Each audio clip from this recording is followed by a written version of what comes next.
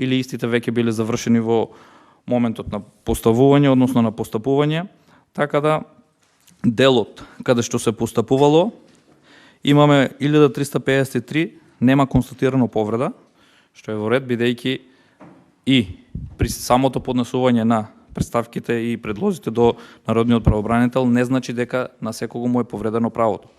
Народниот правобранител проверил, постапил и дал соодветна констатација.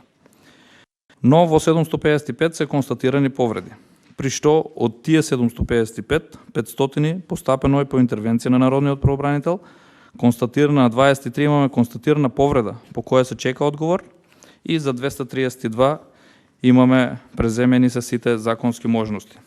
Што статистики гледано и по бројки е во ред и во делот на финансискиот дел и финансиско-материјалното работење на институцијата нема да навлегувам, бидејќи секогаш сум кажал, ги поддржуваме сите напори во однос на комплетирање на оваа институција, се со цел утврдување и остварување на правата на граѓаните, макар и еден граѓанин дополнително да може да го оствари своето право и да биде заштитено неговото право, е добре дојдено и е позитива за самата институција, секако и за државата која што треба да ги пружи сите овие права и обврски.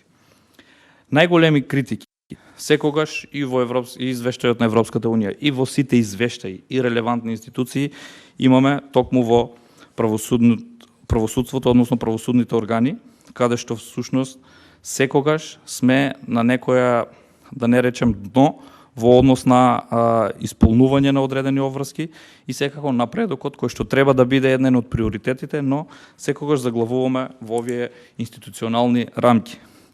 И самиот народен правобранител констатира, и ова сметам дека треба да се покрене на повисоко ниво, да се види, истиот констатира дека по однос на мерките, по членот 36, немаме два пати годишно доставување на извештај кои што треба да се разгледуваат мерките и препораките кои што се дадени, а тоа се однесува со констатирање во собранието, истите да бидат предадени на извршната власт и судската, за да можат истите да постапуваат по соодветните препораки. Ова го констатира и самиот народен правобранител и сметам дека е соодветно да ги добиваме овие извештаи, повторно ќе потенцирам, со цел да се подобруваат и правата на самите граѓани, односно да се подобруваат постапките за да граѓаните ги остварат своите права.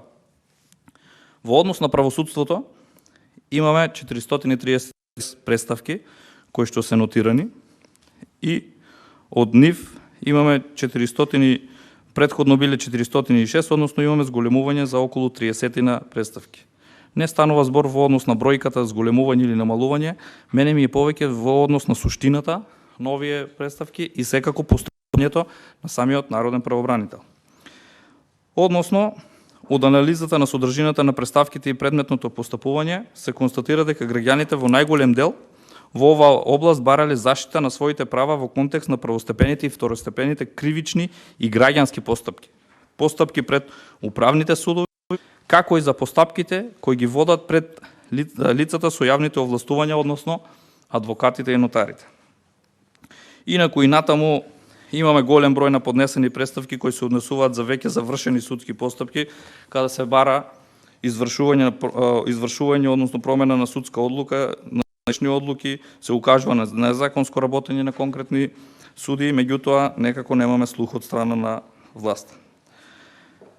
Секако, едно од моето клучни прашања до народниот правобранител, сметам дека може да ми го одговори, е дали во поглед на неоправдано одложување на постапки, непочитување на принципот на судење во разумен рок, каде што народниот правобранител ја констатира оваа повреда, во минатиот извештај имавме информација дека оној кој што треба да постапува по ваквите предмети, односно во дадениот момент ова надлежност е предадена на Врховниот суд, истиот неажурно постапуваше, односно не постапуваше по овие представки за судење во разумен рок. Дали оваа констатација се уште е на сила или имаме одредено подобрување или промена во однос на постапувањето на Врховниот суд по однос на доставените предмети кај него за судење во разумен рок на пониско хиерархиски поставените судови.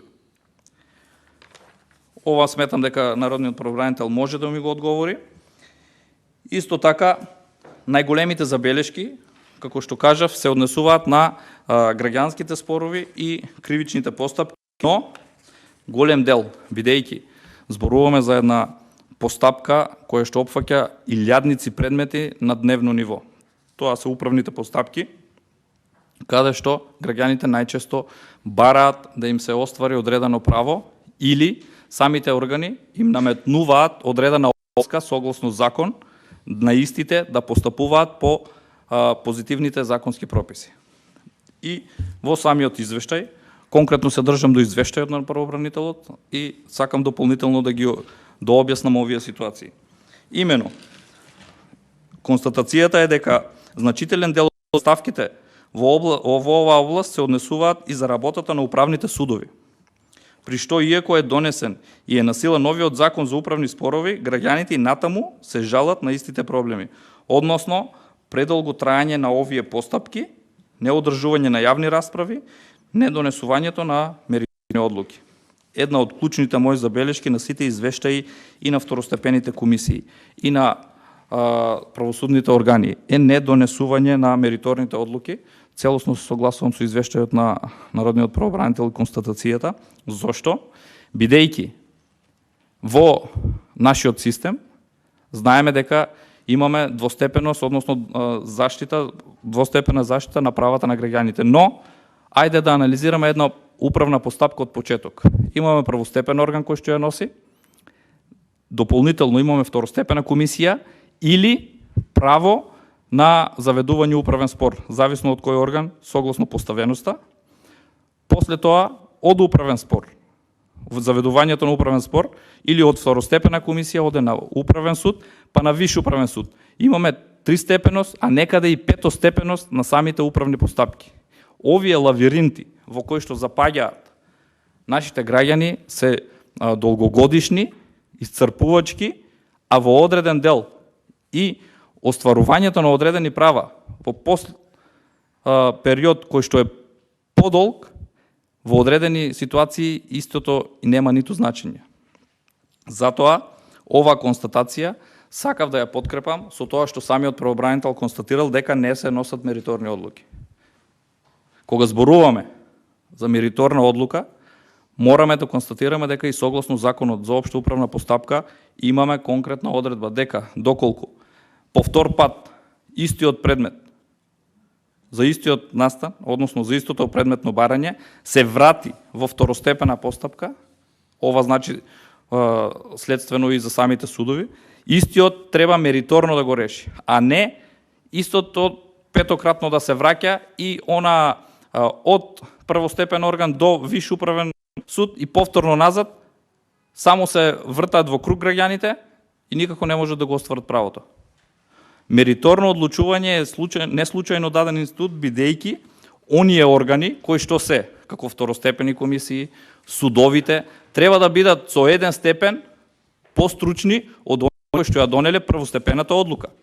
И всушност не само тие да им дават насоки како да постапуваат, туку доколку втор пат се врати истиот предмет, истите мериторно да го решат, односно да го утврдат дали соодветно право му следува или не му следува, или дали одредено воспоставена обврска треба да ја извршува или не треба да ја извршува. Без повторно да се враќаме на првостепените органи. Но, исто така во извештајот, во однос на неажурноста и непостапувањето на овие судови, самиот правобранител исто така констатирал и дека во барањата на народниот правобранител не доставува навремени одговори самиот управен суд, а истите не ги содржат нити бараните информации и се од формална природа. Токму затоа народниот правобранител е принуден да преземе действија со кои на управниот суд му се укажува на неопходната потреба од почитување на надлежностите на народниот правобранител кои донесуваат, односно исклучиво се во насока на заштита на уставните и законските права на граѓаните и сите други лица, вклучително и пред овој суд. Апсолутно целосна констатација која што треба сериозно и релевантно да биде разгледана и констатирана. И да на самите судови им се предочи дека народниот правобранител е институција пред која што треба во најкраток можен рок да доставуваат информации кои што можат да ги доставуваат согласно позитивните прописи и им бидат на располагање на самите народни правобранители, за да истите можат да постапат и да им одговорат на граѓаните кои што се жалат до нив. Недозволиво е во едно здраво општество демократско да од страна на одредени институции, во конкретниот случај потенциравме судовите, управниот суд, се однесува игнорантски спрема една институција која што е носител на заштитата на правата на граѓаните. Сметам дека овде треба посериозно самите судови да си воспостават систем на одговарање на барањата на народниот правобранител.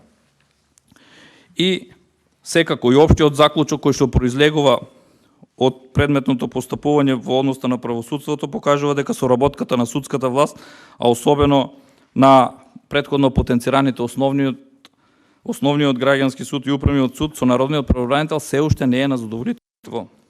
Го констатиравме и стојам на тоа дека треба дополнително да се ангажираме дали како собрание тука и народниот правобранител да изнајдеме решение на кој начин да се воспостават овие комуникации за да истите бидат благовремено постапувани и исто така и граѓаните да ги остварат своите права.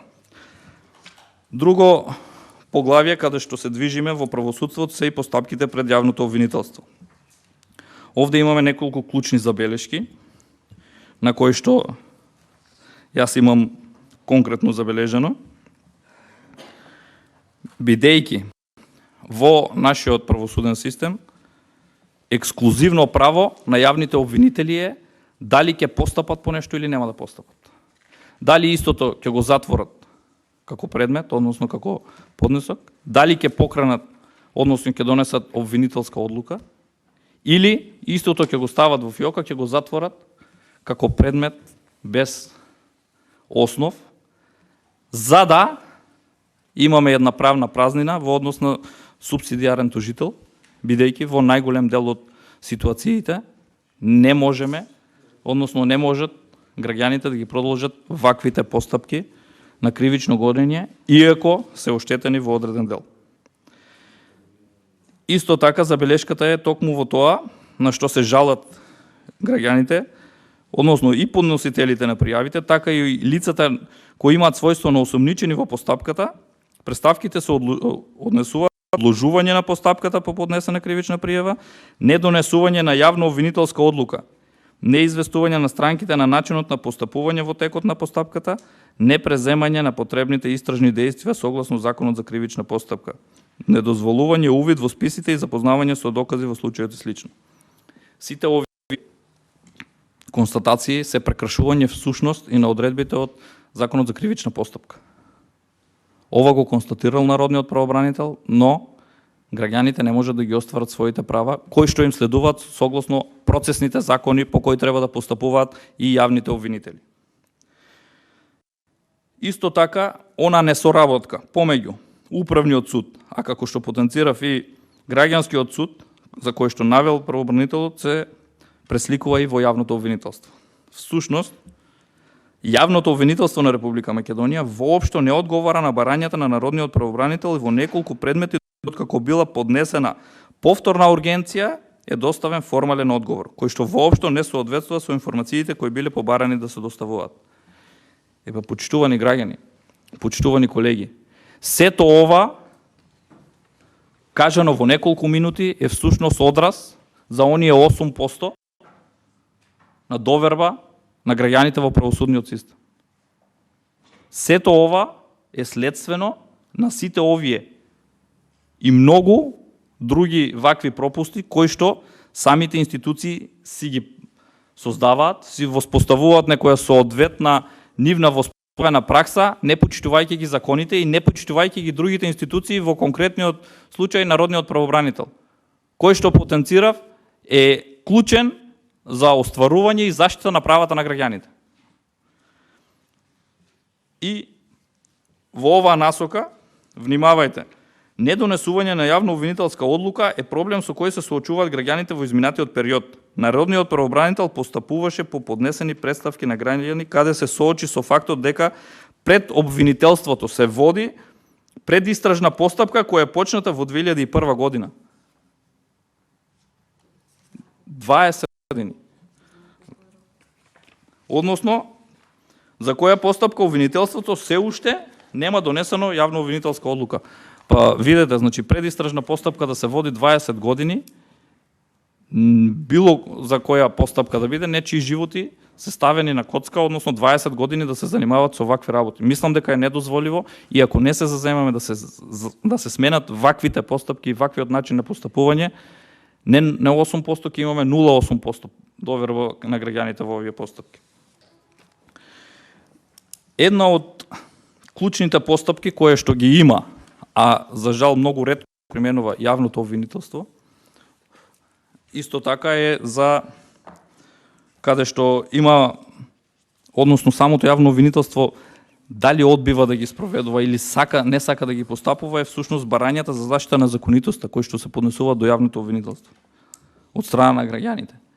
Истите имаат одбивност према овие институти и не сакаат да постапуваат. Ова е доказ и самиот извештај каде што констатира дека од јули 2021 година до крајот на годината нема добиено одговор граѓанин по однос на поднесено барање. Нема добиено одговор дали ќе се постапува или нема да се постапува.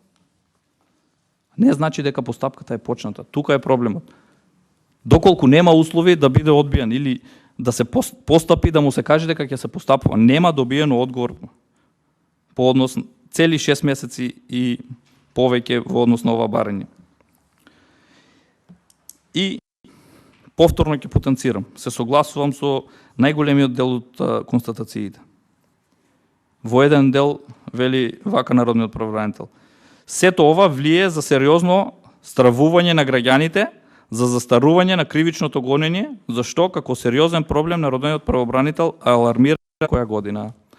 Една од побудите за вакво одолговлеклување, неодговарање на народниот правобранител, неодговарање на сите други релевантни институции е всушност зад скривање, зад забот на времето, односно дали релативно или апсолутно застарување на кривичното гонење на одредени сторители и прекршители на законот, а тоа е се под превезот на неформално договарање и секако клучни ситуации во кои што се превземат одредени гонења или негонења, сторување или несторување за застарување, каде што апсолутно се избегнува правдата, односно владењето на правото, се заобиколува и овде имаме неправда всушност, бидејќи одредени граѓани се стават пред лицето на правдата, а овде имаме класично избегнување на ставање пред лицето на правдата. Понатаму зборуваме за постапки пред извршители. Ова е болна тема која што многу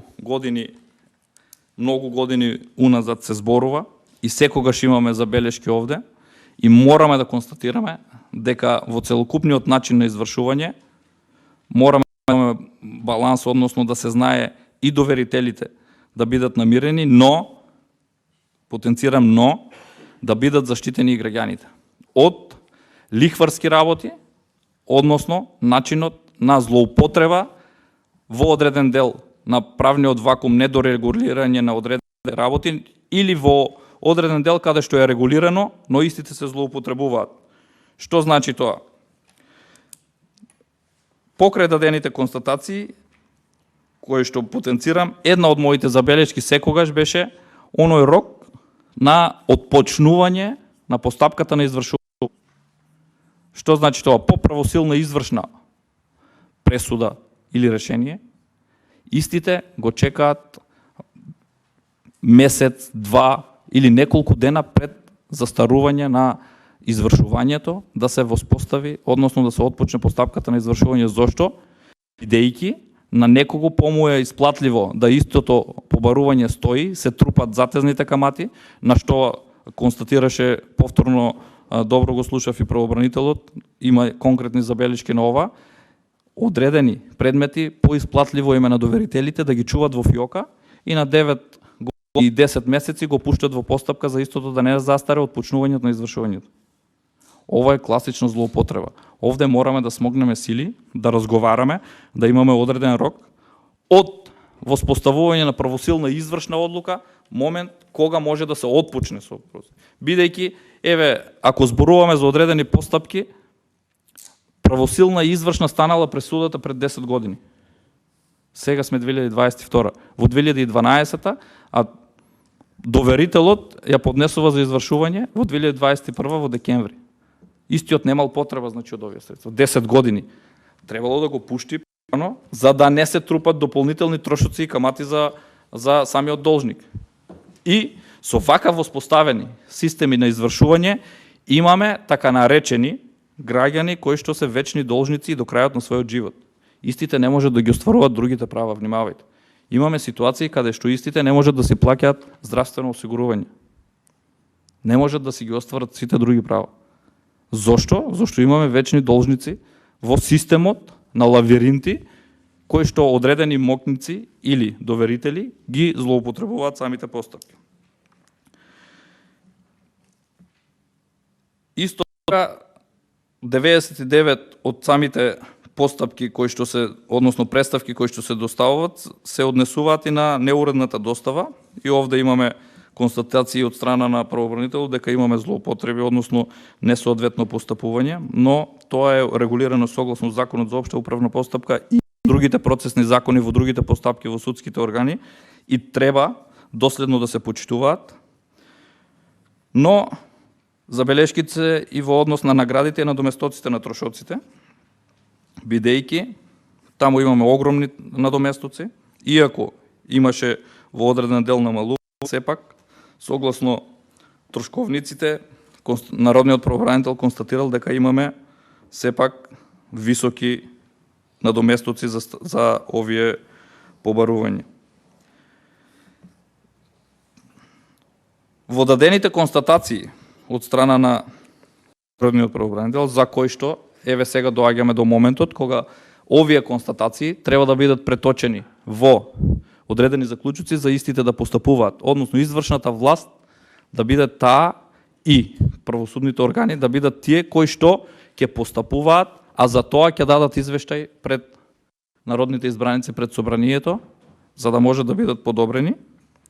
Имаме неколку констатации, односно во судските постапки од работен однос не се почитуваат законски предвидениот рок од 6 месеци за завршување на овие постапки и истите траат повеќе години, поради што и се повредува принципот на судење разумен рок. Еве тоа што го прашав правобранител, недозволиво е за работен спор, замислите се, вие сте во работен спор, јас или било кој од вас, и постапката се провлекува 3, 4, 5 години. Не знаете на што сте. Не знаеме на што сме. Зошто? Вие сметате, штом заведувате работен спор, сметате дека сте во право, треба да бидете дали вратени на работно место или да остварите од друго одредено право од работен однос и чекате 4 години или 5 години. Тоа е измачување и во најмала рака временски притисок за самите да се откажат. Ова е констатација која што е констатирал самиот народен правобранител и мора да се постапи по ваквите ситуации, да се запазат роковите, односно 6 месеци, односно самата постапка е итна токму за тоа, за 6 месеци да се завршат ваквите постапки. Судовите немаат услови нити доволно просторни капацитети за преземање и чување на архивските предмети и на нотарите кои повеќе не ја извршуваат дејност. Ова е во однос на пензионирање на нотарите и во кога имаме заменски нотари, кога се создаваат одреден вакуум простор.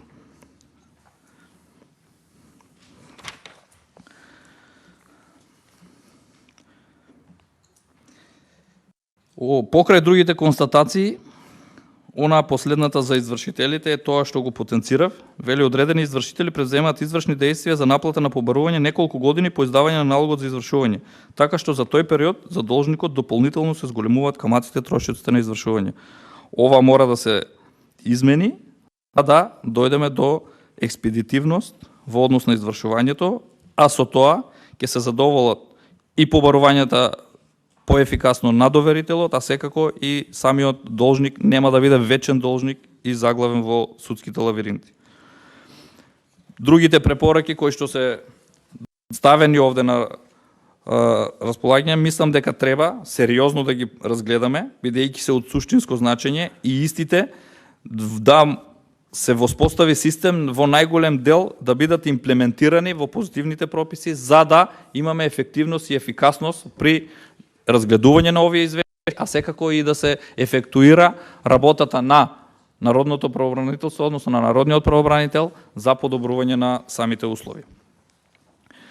Најголем дел од представките понатаму беа во однос на потрошувачките права и тука имаме една широка лепеза на права каде што мораме да постапуваме, односно каде што надлежните постапуваат. Една од нив е постапките кои што се водат најчесто при воспоставување на системот за снабдување со електрична енергија, каде што морам да констатирам од искуства и средби со граѓани кои што се заглавени во овие лавиринти, имаме драстично прекрашување и ставање во заблуда на самите корисници со тоа што на истите им се нуди спогодбено намирување на одредени долгови, при што со спогодбите се опфаќаат застарени побарувања, но со самиот факт на подпишување на спогодбата, истите ги реактивираат, односно ги оживуваат сите овие побарувања. Истите не се ни свесни што подпишуваат и се ставени во заблуда, според мене, ги ставаат во заблуда под превезот дека нема да им биде уклучена снабдувањето со електрична енергија и под притисок дека истите не можат да користат електрична енергија, драстично им се зголемуваат долговите. Ова е констатација секако и во овие извештаи, односно еве, констатира правобранителот вели вака, како и во 2020 година и во 2021 година, најголемиот број на представки кај Народниот правобранител се однесуваат на исклучување на корисници од електродистрибутивната мрежа, кое во најголем дел од случаите се случуваше поради стари неплатени долгови. Тоа е тоа што го кажав, бидејќи граѓаните најчесто не беа информирани за состојбата на старите неплатени долгови, како например за износ на долг, видот на долгот, дали тоа долг за потрошена електрична енергија, дали е долг за надоместок на комунална такса и за јавно осветлување, за камата на задоцнето плаќање или трошоци од судска постапка. Потоа дали за долгот е покрената постапка со присилна наплата, кај кој орган, суд, нотар, извршител се наоѓа постапката. Тоест, голем број на представки се однесуваат токму на барањата да се испитува состојбата на потеклото на долговите.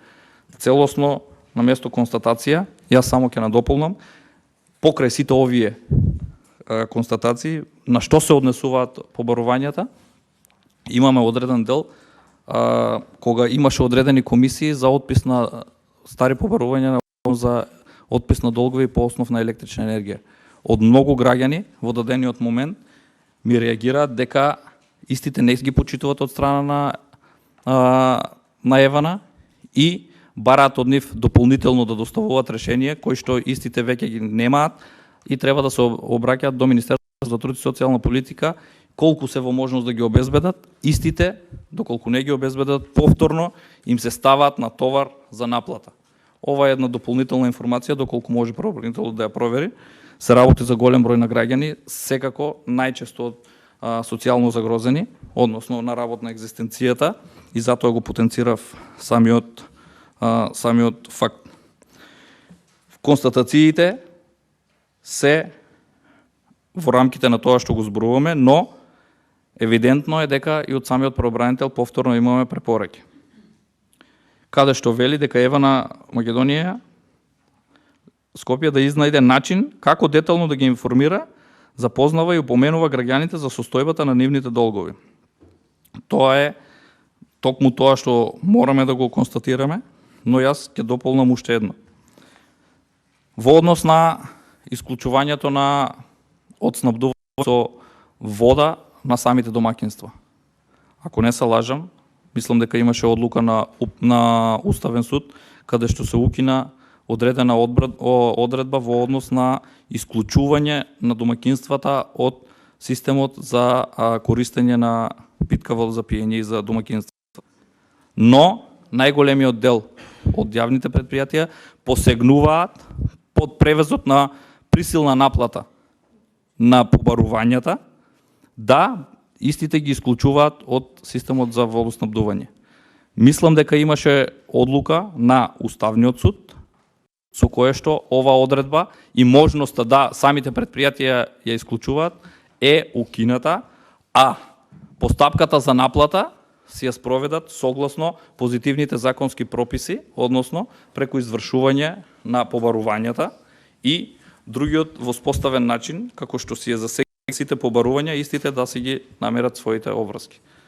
Затоа, доколку е во можност правообранителот ова да го провери и да види како да се постапува понатаму.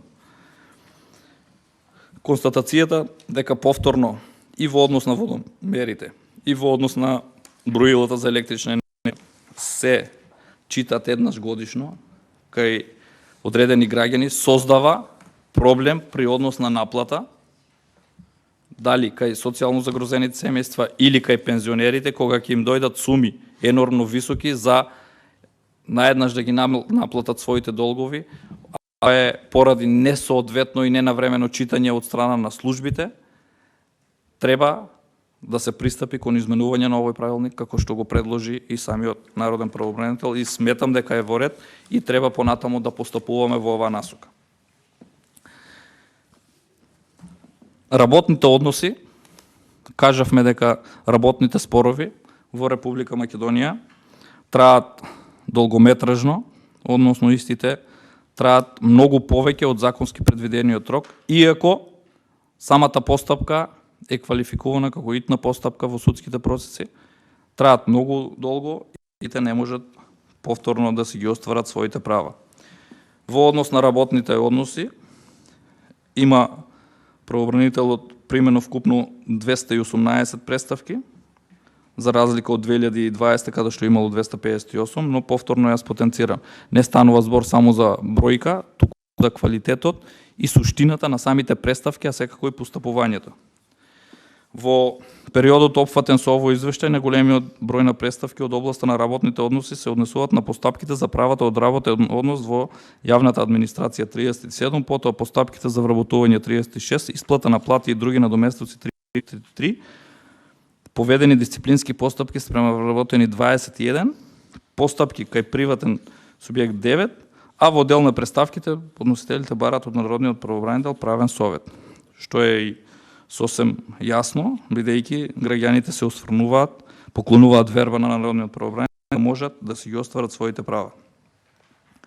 Во однос на неосновано поведување на дисциплинска постапка, правото на годишен одмор, распоредување на пониско работно место, непочитување на законски одредби при унапредување се најчести повреди на правата на кои окажуваат вработените во јавната администрација.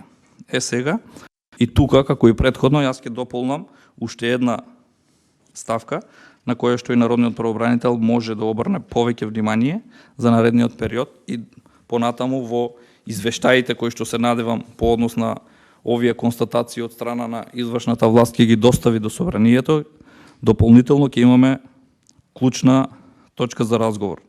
Односно, во повреда на правата на вработените се однесува и разместувањето на истите од едно населено место или од еден град во друг град, од една позиција на друга, да, доколку е во рамките на законот и општиот колективен договор за вработените во јавниот сектор, но клучното прашање ми е и констатација дека по веќе воспоставен еднаш начин на разместување од едно во друго населено место, односно од еден во друг град, спротивно законот, по добиена правосилна пресуда од страна на надлежен суд, истото лице се враќа на старото работно место. До тука сме во ред. Меѓутоа, истото раководно лице, дали министер или директор, по вака добиената правосилна и извршна пресуда, која што ја има на увид и му стои во фиока, посегнува по разместување на друго лице со исто звање во ист град. Кој знае дека веќе има воспоставено судска пракса, односно имаме пресуда за исто вакво лице и ја има во фиока. Не може да се повика на тоа дека не знаел или не можел да знае. И истиот посегнува да од исто звање, исто друго лице, конкретното со пресудата, го преместува во истиот град. Иако знае дека доколку ова лице заведе спор, повторно ќе биде вратено. Меѓутоа, под превезот на неодговорност на раководните лица и не обештетување индивидуално, односно лично да ги обештети потоа направените огромни трошоци, исто вели државата ќе плати, ја ќе го преместам. Значи, ваквите пресуди, според мене, и ваквите повторни постапувања, еднаш може да сгреши и да не знаел, да го погрешно применил колективниот договор или законот, меѓутоа, кога веќе ја има правосилна извршна да истото да посегнува по повторно разместување, ова е класична злоупотреба на службената положба и овластување, ова е класичен предмет за постапување по членот 353 став 3 или 5 од кривичниот законник. Ова мораме да биде санкционирано, бидејќи ќе се соочи со испомпување на средства од типот на од 2 на 9 милиони евра со ребалансот за исплата на извршни исправи и вакви слични трошоци. Сето ова го покрива буџетот на институцијата, односно буџетот на Република Македонија. Кога ќе имаме лична одговорност, самиот носител на функцијата, повторно потенцирам или министер, или оној кој што управува со човечките ресурси, кога ќе има лична одговорност во однос на надоместок на штетата во одреден процент, нема да се однесува вака, а секако и ова е едно сериозно прашање за разгледување и постапување по кривичниот законник на Република Македонија. Од вкупниот број на примени представки од областа на работните односи во текот на оваа извештајна година, 23 подносители го оствариле своето право преко надлежните органи по интервенција на народниот правобранител. Тоа е за поздравување, каде што по интервенција на народниот правобранител имало рефлексија кај органите кои што треба да постапат по истото. Констатациите исто така се однесуваат каде што истиот констатира дека иако од страна на инспекцијските органи по извршени инспекцијски надзори се носат решенија во кои се констатира неправилности и се дадени насоки за нивно отстранување, од страна на работодавачите не се постапува по истото. Еве тоа што го кажав како судска пракса се повторува и по однос на извршените инспекцијски надзори од страна на инспекцијските служби, значи исто така и нивните решенија не се земаат во предвид. И забелешка дека се уште не е постапено по иницијативата на народниот правобранител за измени и дополнување на Законот за социјална заштита. Има дадено препораки за кои што, повторно ќе потенцирам, треба да бидат доставени до извршната власт преку собранието, да истите постапуваат и повратно да видиме што ќе се спроведе. Во однос на социјалната заштита и сигурност, едно широко право кое што го користат многу граѓани и секој еден од нас во даден момент може да се најде во оваа ситуација, така да мораме суштински да ги разгледаме. Јас само ќе се осврнам на две права каде што правобранителот констатирал дека на многу граѓани им било укинато правото на гарантирана минимална помош со образложение дека оствариле неоправдано примени средства од други извори, како игри на среќа, брз трансфер на пари, награди на првенец на генерација и други. Во тие други јас ќе кажам конкретен пример, ќе бев запознат со надомест. Награда за дневница во однос на сведочење во суд. Истиот има добиено некои минимални средства и му се земат како приход во однос на укинување на ова право. Или брз трансфер на пари, ова не се приходи.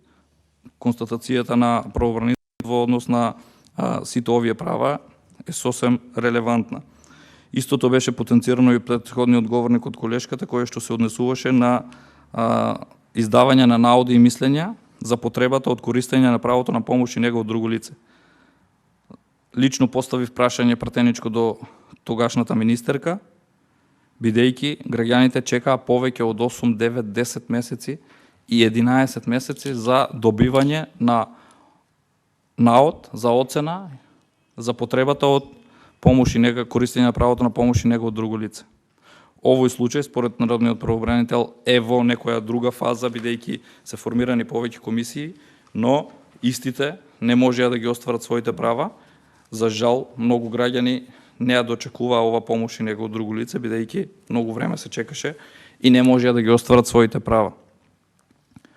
Правата од социјална заштита, овие комисии кои што беа формирани, иако под превезот на подобрување на законот и улеснување на постапките, во 2019 година е донесен законот за измените и дополнувањето на законот за социјална заштита и сигурност, се воспостави еден покомплексен систем и тоа се види во пракса, бидејќи граѓаните не можеа да ги остваруваат своите права, а под превезот на тоа дека сме во пандемија, истата комисија ниту ги повикуваше самите граѓани кои што го бараа ова право, или, како што беше и претходно, во даден момент каде што самото лице е до тој степен неподвижно, истата комисија треба да излезе на лице место да го констатира, да ја констатира потребата. Ова се лица кои што се изнемоштени и не може да се грижат сами за себе. Затоа сите овие препораки кои што ги дал народниот правобранител се во оваа насока. Наредна област за која што да предискутираме, а една од клучните, иако можеби во дадениот момент и во дадениот извештај е помалку образложена, урбанизам, градба и домување. Овде имаме поднесено 136 представки од областа на урбанизам и градба и за домување 27 или вкупно 163 представки. Меѓутоа, во однос на овие представки, најголемиот дел се однесуваат на легализација на бесправно изградените објекти, роковите кои што беа поминати, меѓутоа сега се продолжени, да старите барања можат да се довршат, секако ова се еден дел од правата, но јас сакам да поразговараме на една друга тема. Ова е област каде што имаме огромни малверзации. Народниот правобранител, ако зборуваме од една страна, да, во конкретен даден случај, при урбанизација, наменска урбанизација на одредени парцели и купени со одредена намена, со одредена квадратура на изградба, со одредени параметри по кои што треба да се постапува, истите, по непосредно купување на самите државни парцели, веднаш експресно добиваат дополнителна измена и дополнување. Ова е состојба за обвинителство, меѓутоа страната на народниот правобранител, која што сакам и тезата да ја поставам е дека овде во одредени комплекси на градба немаме хумано домување. Ова е сепак се права на граѓаните кои што сметам дека има надлежност и народниот правобранител. Во која смисла? Пластично да потенцираме, за одредена парцела се купува од одреден инвеститор каде што треба да се гради семена куќа на 2 спрата. Истиот, поради близината со одредени мокници, го пренаменува деталниот урбанистички план, се гради зграда, со што се нарушуваат правата на другите граѓани од околината, односно хуманото домување. Ова е така наречен сплет на околности, односно сплет каде што се замешани многу институции и градежната мафија, и затоа немаме ниту еден урбанистички план кој што обстојал подолго време, иако потенцирам кога нешто е купено од државата со одредена намена, треба да се запази соодветниот урбанистички план по кој што е купено. Не може за истото да се постапува изменување и дополнување непосредно по купувањето на овие парцели, бидејќи станува збор за однапред договорени работи. Повторно во однос на урбанизмот се и причините за необјавување на јавниот повик за избор на изведувач, необезбедување финансиски средства во општинските буџети за опомена и само формално ставање на бесправните градби во програмите кои се носат на отстранување на бесправните објекти, а кои не се реализирани. Ова е уште една област каде што народниот правобранител соодветно ја диагностицирал, бидејќи под превезот на немање средства на општини кои што имаат милионски суми, буџети, немање средства за објавување на јавни повици за отстранување на ваквите бесправно изградени објекти, да не бидеме грешка разбрани. Не станува збор за семејни куќи, за семејно домување на граѓани кои што живеат во куќите. Овде станува збор за хациенди, хотели, бензински станици, деловни простори. Не станува збор воопшто за семејно домување, за куќи или за граѓани кои што живеат внатре. Под превезот дека нема средства, а има милионски суми на буџети, е неоправдано дека не може да се изврши отстранување на овие објекти, но повторно потенцирам, ова е сплет со градежните мокници. Констатацијата е дека има потреба и од надлежните институции континуирано се обезбедуваат финансиски средства за потребата за изградба на државни станови за доделување под закуп на лица за социјален ризик со нарушено стамбено прашање. Ова е една од областите каде што повторно треба како држава да се заземеме за оние кои што не можат да се дозволат сопствено купување на сопствени домови, да бидат на еден начин подпомогнати од страна на владата. Наредна област која што се врзува на претходната, каде што сакам малку повеќе да поразговараме, е исто така имотно-правните работи, односно односи. Во оваа област имаме 20 годишни постапки во однос на денационализацијата, но овде проблемот е повторно го потенцирав на почетокот. Мериторното одлучување на институциите. Односно, ако одреден предмет се врати повторно, по втор пат, во предпоставениот орган кој што е дали е комисија или е суд за одлучување, истиот треба мериторно да го реши. А не истите постапки повеќе кратно се враќаат и се развлекуваат. Еве во конкретниот случај имаме констатирано дека одредени постапки се движат во лавиринтите од комисиите до судовите повеќе од 20 години, што го констатирал самиот правобранител. Недозволиво е одредено право 20 години да не може дали физичко или правно лице да го оствари во овие лавиринти во судството или во управните органи кои што треба да донесат соодветна одлука. Да, повторно ќе потенцирам. Првостепената комисија или орган донел решение, му даде нападствие второстепениот орган или судовите. Меѓутоа, доколку не се усогласат, мериторно треба да го реши непосредно повисокиот суд или орган, бидејќи тие и согласно начинот на формирање и правата и обврските, секако и примањата кои што ги имат, треба да бидат со еден степен постручни од првостепените органи кои што ги носат самите решенија. А не истите само даваат дополнителни насоки и ги обврзуваат првостепените органи, па и пак тие да ја донесат конечната одлука. Ова е избегнување на одговорност и спрега на интереси. Затоа мораме да воспоставиме систем на мериторно одлучување, да се почитува во управните органи. Го имаме воспоставено, но имаме непочитување од страна на органите. Согласно Закон за општа управна постапка, потенцирам, имаме воспоставено норма која што е на сила дека мора истите овие органи да постапат. Потоа се констатира дека во однос на приватизација на државните земјишта имаме одредени постапки кои што се провлекуваат. Да, сум запознат со состојбите таму и сметам дека папките точно се одолговлекуваат, меѓутоа не се одолговлекуваат од страна на вработените, туку имаме некомплетирање кадроско на управата за имотно-правни работи. Истите не се комплетирани, имаат огромен број на предмети под превезот на крајен рок на поднесување на барањата и секогаш имаме наплив на барања несразмерно на можностите на решавање на постапките согласно бројот на вработени и самата комплексност на постапка, бидејќи приватизација на државното земјиште е една од покомплексните постапки.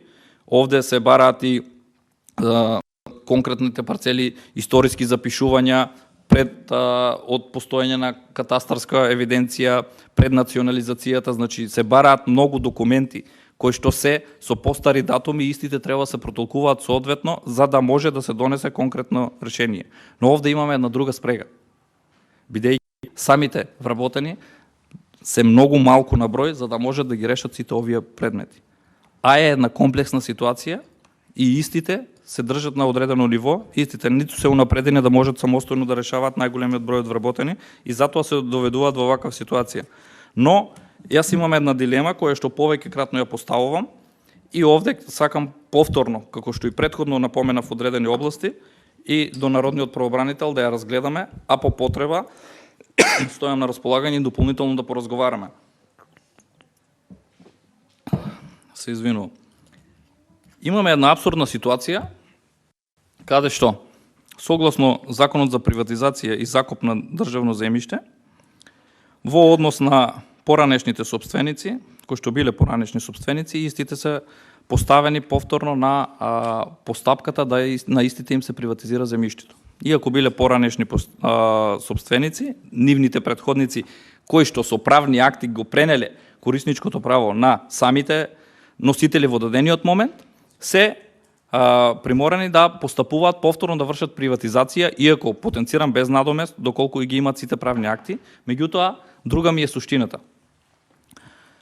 Конкретен пример, лице кое што купува одредена недвижност, всушност купува одредена недвижност со кориснички права од друго претходно лице кое што извршило узурпација на државното земјиште, со авионското снимање се запишува како корисник на одредено право. Истото не се брише корисничкото право на узурпаторот, односно правниот систем на државата, претходно со судовите, потоа со нотарите, им се дозволува да се пушти во правен промет. Тоа значи, она лице кое што го купува одредени кориснички со недвижноста. Сега доаѓа на ред да го приватизира, односно два пати го плаќа. А оној кој што узурпирал и со авионско снимање си го запишал како негово, односно како корисник, добива само надомест кога го продава. Зборот ми е дека имаме обесправени граѓани кои што во одреден момент се натерени можеби од недостаток на одредени правни акти да дополнително плаќаат и имат издатоци по однос на овие права. Ова е сериозна ситуација каде што мораме да поразговараме и да се види што е најдобро и најпаметно да се посегне по однос на правата на овие граѓани. Затоа, како и што претходно констатиравме, имаме многу области во кои што можеме дополнително да разговараме.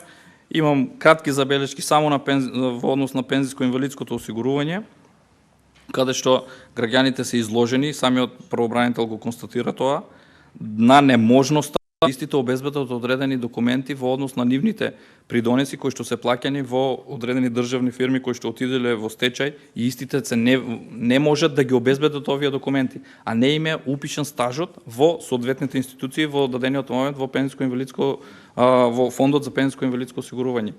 Истите не можат да дојдат до вакви документи. Ова е констатирано и сосем се согласувам да се изнајде начин како овие документи државата по службена должност, дали преку државен архив или каде се состојат овие документи, да се достават до фондот за пензиско-инвалидско осигурување, да не лутат граѓаните од институција во институција да можат да ги остварат вака воспоставените права кои што им припаѓат бидејќи им е наплатен овој придонес и самите го остваруваат своето право доколку ги обезбедат овие докази. Доколку не ги обезбедат, се водат повторно по лавиринтите на судските постапки, по лавиринтите на управните постапки и поминува многу долго време кога за да го остварат своето право, повторно потенцирам, се извинувам, во дадени моменти истото веќе и не е од битно значење. Ви благодарам и уште еднаш ќе замолам извештаите да ги доставуваат од страна на извршната власт, да се разгледуваат за да овие препораки кои што се дадени и нотирани конкретно од страна на народниот правобранител, имаме имплементација и подобрување на остварување на правата на граѓаните. Бидејќи доколку само формално разгледуваме и овде зборуваме едни на други како да постапуваме, нема ефект. Односно, нема граѓаните да ги остварат своите права дополнително кои што им следуваат, истите ќе бидат замрсени во лавиринтите на органите. Затоа, доколку се превземат одредени чекори, некои од колегите овде потенцираат дека не е само извршната власт, не. Извршната власт е таа која што треба да ги извршува законите. Предлагачи на законите се и извршна власт, меѓутоа и пратениците и граѓаните. Но извршната власт од кога ќе се донесе законот треба да го извршува и да ја олесни постапката за остварување. И правосудните органи да ги разгледуваат овие преку извршната власт да се видат кои што се аномалиите за остварување на овие права. Ви благодарам.